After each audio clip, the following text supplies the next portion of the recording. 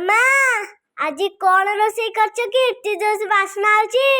आजी करिछि तो पई सोयाबीन दम बिरयानी ने खाई कि मते कहबू केमिति लागुछि। हां मामा केमिति लागुछि?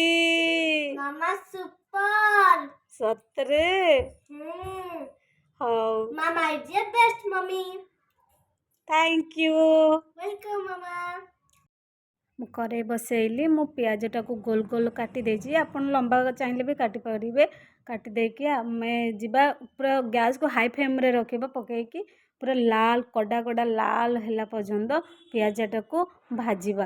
भाजिके ताको बाहर करि दबा बाहर कर सारा से से तेल रे हमरा आलू टिके डीप फ्राई करिया माने कड़ा भजा टिके लाल लाल हैला पर्यंत करिबा कर सारा परे मु सोयाबीन बतुरेइथिली बतुरेइकी ताको भल भाव चिपुड़ी गोटे पात्र को बाहर कली से पात्र रे अदा रसुण पेस्ट लंका गुंड स्वाद अनुसार लुण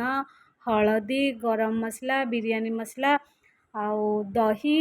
माने सब मसला पकेकी भल भाव ताको फेटिली आ सेतरे पुदीना पत्र भी मु ऐड कली धनिया पत्र ऐड कली किछि गोटा रसुण आउ कंचा लंका पकेइली पकेकी ताको भल भाव फेंटिकी मु ताको 20 मिनिट पई ताको सोइबा को छाड़ दिली रेस्ट करेइली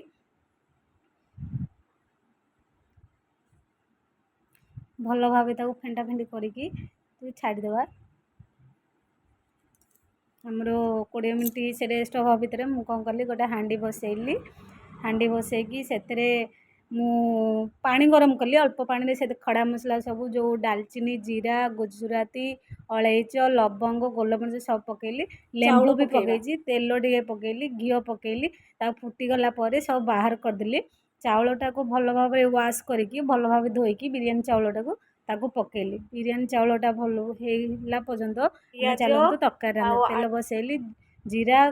प्याज भाजीदेली तापर जो मिश्रणटा करी ता पकेकी भल भाव घंटा घंटी करदेली जेपरी तार पानीटा मरीज पानी मरिकी तेल टिके टिके बाहर जानी जे आमर तरकारी रेडी मसला रेडी होगला आम चलतु भात चेक करवा बिरयानी चावल को ये रखिए टिके देखिए पूरा सिझला पर्यंत करेनि टिके टाण थब ताको आमे गाली दबा गाली देकी चलतु हांडी बसेबा हांडी रे मु जस्ट टिके तेल और घी कहीं तलू लगी ना तापर भात तापर तरकारी तापर पियाज पुदीना धनिया एमती है कि मु सजेदेली हांडीटा को फुल भाव में लास्ट को मु कौन कली से जो पियाज पुदीना धनिया आ टिके बिरयानी मसला छेचिदेवे टिके घी देकी मु जो आम ढक्कनटारे अट्टा लगेकी ताको भल भाव जाम करदेली जाम करदे आम दम बिरयानी करुचे ना दम बिरयानी आ गैसटा पूरा स्लो में रखे जमा हाई रे रखे हेला बंद करदे 10 मिनट छाड़दे 10 मिनट पर बाहर कर देखे खिला खिला।